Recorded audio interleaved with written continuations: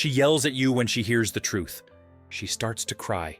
She accuses you of not loving her anymore, and you back down, apologizing for being honest, swearing you didn't mean to hurt her, swallowing your words like poison that corrodes you from within. You are being devoured alive by your own cowardice, and she knows it. She always has. Why do women go crazy when you tell them the truth? This is the question that haunts you every time you choose silence over honesty, every time you prefer temporary peace to lasting respect. You think you're protecting the relationship, but you're digging your emotional grave one lie at a time. The price? Your integrity? Your personal power, and ironically, the very respect you were trying to preserve. I'm going to reveal something to you that no one has the courage to say. Her intense emotional reaction isn't about the truth itself. It never was. It's about the test. It's about checking if you're the man you claim to be, or just another one who will fold at the first sign of emotional turbulence. When you back down in the face of tears, when you change your stance because she raised her voice, you are failing an ancestral test that even she doesn't consciously know she's administering. The real mechanics behind this dynamic are brutal in their simplicity. Women don't react to the truth. They react to the challenge the truth poses to their emotional frame, to their perception of security, to the social narratives they've built. It's as if you're challenging the psychological architecture they use to navigate the world. And how you maintain your position during this storm determines whether you are worthy of respect or just another weak man disguised as a nice guy. Here's the formula for the problem that's destroying your relationships. The less you communicate your essential truths, the more you become a ghost of yourself, and the more you become a ghost, the less attractive and respectable you become. It's a cycle of slow death, where you trade authenticity for a false harmony that rots from within. I'm going to show you the 7 patterns you need to recognize and master. First, frame maintenance. This means keeping your perspective as the foundation of the interaction without being dragged into her emotion. When she tries to blame you for something you didn't do, you calmly correct her and stick to your original plan. You don't enter her emotional whirlpool. You are the lighthouse, not the shipwreck. Second, calibrated communication. You adjust the delivery of the truth to the context without diluting the message. Instead of blurting out that she's lazy, you say you notice the dishes haven't been washed, and it affects you. It's surgical, not brutal, but it's still the truth. Third, setting clear boundaries. You establish what is acceptable and what is not. When she starts yelling, you calmly state that you don't tolerate yelling and that you will walk away if it continues. And you do it. No drama, no empty threats. Just natural consequences. Fourth, detachment from outcome. You communicate your truth without being emotionally invested in her reaction. When you say you can't help her financially, you accept any reaction without being shaken. Your inner peace doesn't depend on her external approval. Fifth, the yes and strategy. You acknowledge her emotion by saying, "Yes, I understand you're upset," and immediately reaffirm your position by saying, "And my decision remains the same." It's validation without capitulation. Sixth, natural consequences. You let her actions generate their own consequences. She doesn't keep an agreement, you proceed with plan B that benefits you, without resentment, without lecturing. Reality is the best teacher. Seventh, mirroring reality. You reflect her behavior back without judgment. I notice that whenever I present you with a problem, you react with anger instead of looking for a solution. It's a mirror, not an accusation. Let me tell you about John, 32, a software developer. 2 years into a relationship where he paid for everything, planned everything, carried the relationship on his back while she enjoyed the ride. One day, he communicated that responsibilities would be shared from then on. She cried. She accused him of no longer caring. She tested every fiber of his resolve. Do you know what he did? He held his ground. He calmly explained that it was about partnership, not about love. A week of tension. A hellish week where she tested every emotional button she knew. And then, the dynamic shifted. The resentment evaporated. Respect bloomed, where before there had only been convenience. Peter, 28, a college student. His girlfriend had a habit of canceling plans last minute to go out with friends. No notice, no consideration. He finally told her it was disrespectful of his time. She called him clingy, tried to turn the tables. He set a simple rule: he wouldn't wait more than 15 minutes. If she didn't show up, he would go about his plans. The first time she was late after that, he left. She was never late again. Simple as that. Charles, 40, a project manager, married for 7 years. His wife constantly interrupted him in public, made decisions about the house without consulting him, treated him like a decorative accessory in her own life. When he finally expressed that he felt disrespected, she fired back the classic accusation: "Are you trying to control me?" He didn't back down. He explained that it was about mutual respect, about the importance of his opinions in the marriage they were both building. The initial confrontation was intense, but it opened the door to redefining the entire relationship dynamic. Do you know what mistakes you are making right now? You apologize for your truth. You over-justify as if you need permission to have boundaries. This conveys insecurity, makes your message seem negotiable. You lose respect the moment you open your mouth to apologize. For being honest, you back down under emotional pressure. The moment the tears start or the voice rises, you change your position. Do you know what you're teaching? That drama is an effective tool to manipulate your decisions. You are literally training her to use emotional turbulence as a weapon. You get into emotional arguments, shouting matches, heated debates. You shift the focus from truth to emotion, escalate the conflict, completely lose the ability for rational communication. You become part of the problem instead of the solution. Or worse, you stay silent. You swallow your truth and let resentment fester inside you like an emotional tumor. You think you're avoiding conflict, but you're accumulating explosives for a future detonation that will destroy everything. And the most pathetic mistake of all? You try to convince her with pure logic, as if you were presenting an academic thesis. You completely ignore the emotional dimension of the interaction, making your communication not only ineffective but frustrating for both of you. Here is your action protocol. Simple, direct, no excuses. First, identify the essential truth. What needs to be said? Not the emotion, not the attack, but the core fact or boundary. You need crystal clear clarity on this before you open your mouth. Calibrate the delivery.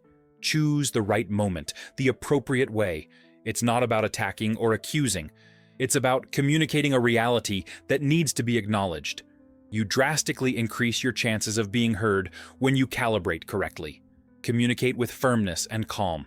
Present your truth directly. Maintain a steady posture, a constant tone of voice.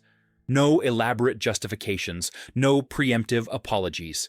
You project confidence and authority by establishing your frame from the first second. Maintain your frame in the face of reaction. The storm will come. The tears, the shouting, the accusations, the attempts to reverse things. You do not move. You are the lighthouse amidst the turbulence. This is the moment when your resilience and the seriousness of your boundaries are tested. Reinforce appropriate behavior. When she accepts the truth, when she respects your boundaries, even if she initially resisted, you acknowledge it. You value it. You encourage future constructive interactions by reinforcing positive behavior instead of just punishing negative.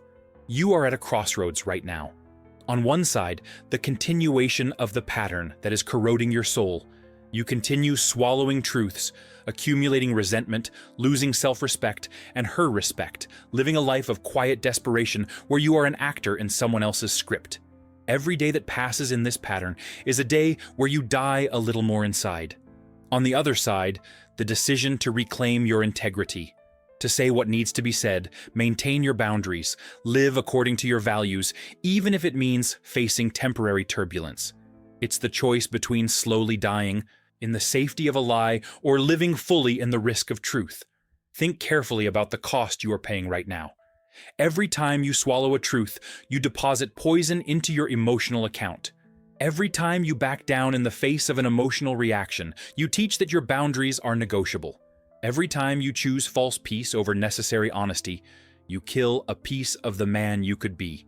The woman in your life, be it girlfriend, wife, or anyone else, is waiting for you to be man enough to stand by your word and your boundaries. She may initially react with resistance, but deep down, at the most primitive level of attraction, She wants a man who doesn't fold at the first sign of emotional pressure. She wants the lighthouse, not the shipwreck. When you think about the times you avoided saying an important truth, what was the real cost? Not the immediate cost of the avoided argument, but the long-term cost of lost respect, diminished attraction, accumulated resentment. You traded temporary discomfort for a slow death. It was a terrible deal. The truth is, most men live in fear of female emotional reactions.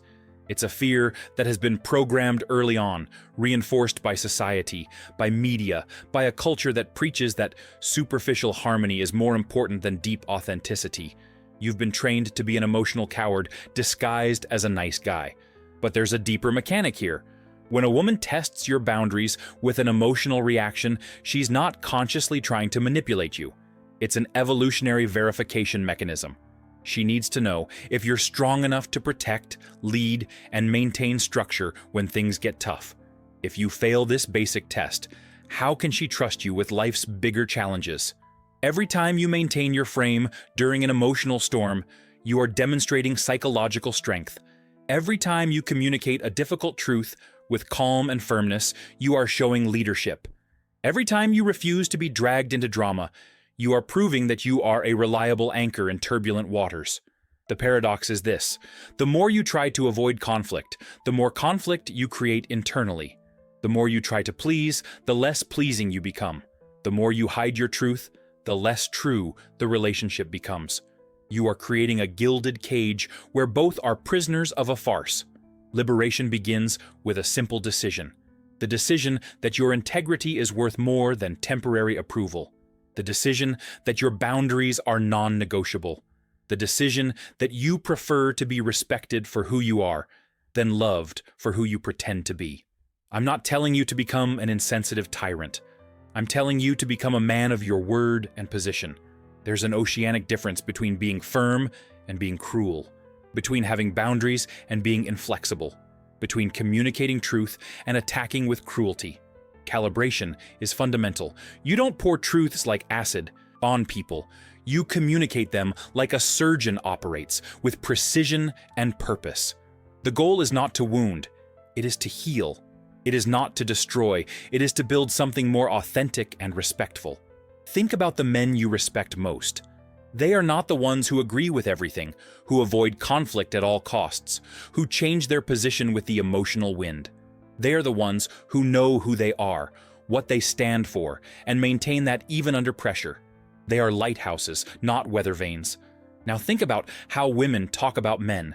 They complain about the weak, the indecisive, the ones who don't know what they want. But they respect and are attracted to those who maintain their frame, who have clear boundaries, who communicate with calm authority. It's no coincidence. The world is full of men breaking inside while smiling outside. Men who have betrayed themselves so many times. They no longer remember who they truly are. Men who live lives of silent desperation, trapped in relationships where they are supporting actors in their own story. You don't have to be one of them. You can choose differently starting today. You can choose truth over convenience, integrity over approval, lasting respect over temporary peace. But it's a choice only you can make. Remember John, Peter, Charles? They're not superheroes. They're ordinary men who made an extraordinary decision. The decision to stop dying in silence and start living in truth. The turbulence they faced was temporary. The respect they gained was permanent. The next time you feel that tightness in your chest, that truth wanting to come out but being suffocated by fear, remember this. On the other side of fear is everything you want. Respect, genuine attraction, inner peace, authentic relationships. But you have to cross the storm first. There's no GPS for this journey. There's no shortcut that avoids the initial discomfort. You will have to face the emotional reaction, maintain your frame under pressure, prove that your boundaries are real. It's the price of admission to a life of integrity. Some of you will read this and continue in the same pattern. You will find excuses, rationalizations, justifications for continuing to die in silence. My wife is different, you'll say. My situation is special. I'll cause too much drama. These are the same excuses you've used for years. Others will read this and feel something awaken. A healthy anger for lost time. A determination to change the game. A decision to stop being a hostage to others' emotional reactions and start being the author of your own life. For you, what comes next is crucial. Choose one truth. Just one. The one you've been swallowing the longest. The one that's rotting inside you. It could be about shared responsibilities, about a behavior that bothers you, about a boundary that's constantly being violated. Identify it with surgical clarity. Mentally prepare for the storm. It will come. The tears, the shouting, the accusations, the attempts to make you feel guilty. It's the test. It's the moment where you prove if you're a real man or just another one who talks, but doesn't follow through. Visualize yourself remaining calm, while emotional chaos happens around you. Execute the protocol. Calibrate the moment. Communicate with firmness and calm. Maintain your frame, regardless of the reaction. Don't over-justify. Don't apologize for your truth. Don't back down at the first tear. Be the lighthouse. And then observe what happens. Not just the immediate reaction, but what comes next. The respect that grows where before there was disdain. The attraction that arises where before there was accommodation. The inner peace that comes from living aligned with your values. You will discover something fascinating. Most emotional storms are short-lived tests. When you pass the test by maintaining your frame, the storm dissipates, and what remains is respect. But if you fail, if you back down, the test repeats and intensifies. You are literally teaching her to test you more and harder. It's an ancient psychological dance, as old as humanity. She pushes to see where your boundaries are. You maintain your boundaries to show that they exist. She respects the boundaries you defend. The relationship finds its balance at a higher level of authenticity and mutual respect. But none of this happens if you continue choosing cowardice disguised as kindness. Nothing changes if you continue trading truth for false harmony. Nothing improves if you continue being a ghost of yourself, trying to avoid confrontation. The confrontation you avoid externally, you live internally every single day. The war you don't fight in the relationship, you fight against yourself in every moment of cowardly silence. The truth you don't tell her screams inside you, corroding your soul. The time has come to choose. Will you continue dying in silence, or will you start living in truth?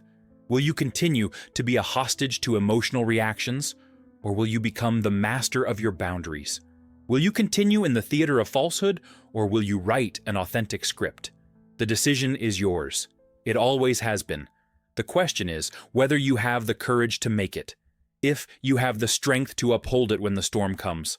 If you have the wisdom to understand that on the other side of temporary turbulence is everything you've always wanted. Men who tell the truth and maintain their boundaries are not popular at first. They are respected in the end. Men who live with integrity are not always loved. They are always respected. Men who maintain their frame under pressure are not the easiest to be with. They are the only ones worth respecting. Your woman is waiting for you to be that man. Not consciously, perhaps. Not in a way she would admit. But at the deepest level of attraction and respect, she wants you to pass the test. She wants the lighthouse, not the shipwreck. She wants the man who keeps his word, even when she tests the limits. Every day you postpone this decision is another day living as a prisoner. Every truth you swallow is another brick in the wall of your prison. Every boundary you don't defend is a door you close to your own freedom. But also, every truth you speak is a step towards freedom. Every boundary you maintain is a demonstration of strength. Every test you pass by maintaining your frame is an elevation in the level of respect in the relationship. There is no perfect time to start. There is no ideal situation to speak the first difficult truth. There is only now, this decision, this moment, where you choose between continuing to die or starting to live. What will it be? Another year, another decade, another lifetime of swallowing truths and accumulating resentment? Or is today the day you reclaim your voice, your boundaries, your integrity? The emotional storm you fear is temporary. The respect you gain is permanent. The turbulence of the moment passes. The strength you demonstrate remains. The drama of confrontation dissipates. The authenticity gained endures. You have been programmed to fear female emotional reactions as if they were a nuclear catastrophe. But it's just emotional weather. It passes like any storm. And on the other side is the clear sky of mutual respect and genuine attraction. Stop negotiating with emotional terrorists, especially when the terrorist is your own fear. Stop paying ransom for a false peace. Stop selling your soul for crumbs of approval that aren't even real, because they're based on a false version of you. The truth you're afraid to say is the key to the prison you live in. The boundary you're afraid to set is the door to your freedom. The frame you're afraid to maintain is the foundation of the respect you desire. There is nothing noble in dying in silence. There is no honor in betraying yourself to avoid confrontation. There is no real love where there is no truth. There is no respect where there are no boundaries. There is no authentic relationship where one partner is a ghost of himself. The choice is before you now, clear as day. Continue as you are and guarantee more of the same silent suffering. Or change today and begin the journey to a life of integrity, respect, and authenticity. The clock is ticking. Every moment of hesitation is another moment of death in life. Every second of procrastination is a second stolen from the life you could be living. Stand up. Identify your truth. Prepare for the storm. Maintain your frame. Earn your respect. Reclaim your life. The decision is yours. It always has been. The question is, are you man enough to make it?